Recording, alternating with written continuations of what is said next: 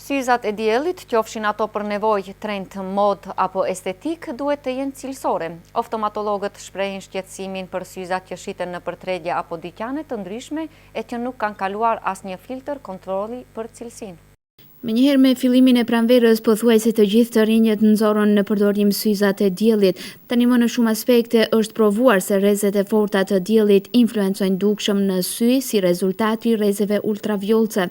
Mosmbajtja e syzave të diellit në këtë stin, ku krahas rrezeve dhe sasia e pluhurit apo polenit është shumë e madhe, rrit mundësinë e infeksioneve të ndryshme, të cilat në raste të caktuara mund të çojnë deri në dobësim të shikimit. Për të parandaluar këto probleme, oftalmologët sugjerojnë mbajtjen e syzave por në rast se rrezet janë shumë të forta, këshillohet edhe përdorimi i lotit artificial. Oftalmologu Tërpe Sotirovski nga Spitali i Gostivarit apelon tek qytetarët që syzat t'i bëjnë fotogrej për mbrojtje adekuate nga dielli, por në asnjë mënyrë mos e bëjnë këtë hap pa u konsultuar me okulistin. Sipas tij, syzat nuk janë të rëndësishme vetëm nga ana estetike, por mbi të gjitha duhet të merret parasysh efekti mbrojtës, andaj syzat që blehen në tregje apo shitore të ndryshme as pak nuk janë të sugjerueshme nga ana e tij profesionale.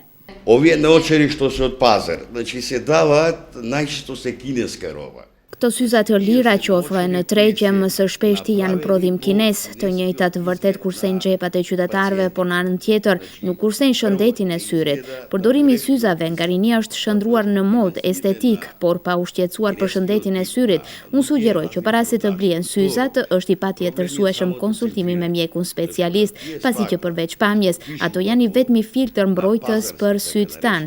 Kjo meqense gjatë stinës bashkë me ajrin lëviz edhe pluhuri, i cili bart me vete dhe shumë viruse të cilat shkaktojnë infeksione të rënda të syrit ton dhe përpasoj për një periudhë më të gjatë kohore mund të vinë shprehje edhe mbyllje e shikimit.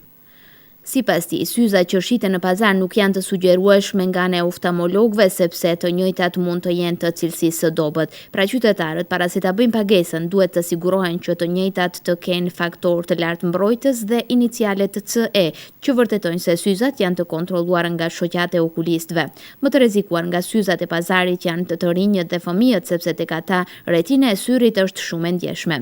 Sotirovski sqaron se sëmundjet më të zakonshme që shkaktohen nga rrezet e diellit janë kataraktet dhe degenerimi makular, të cilat ashtu si edhe sëmundjet e lëkurës zhvillohen gradualisht gjatë një procesi 2 vjeçar. Për këtë arsye, ai sugjeron që të mos eksperimentohet kaq ashpër me dritën e syrit, por të bëhen syza të cilat do të kontrollohen nga oftalmologu dhe jo syza tregjesh të cilat jo vetëm që nuk të mbrojnë, por edhe të shkaktojnë dëmtime nga më të ndryshmet.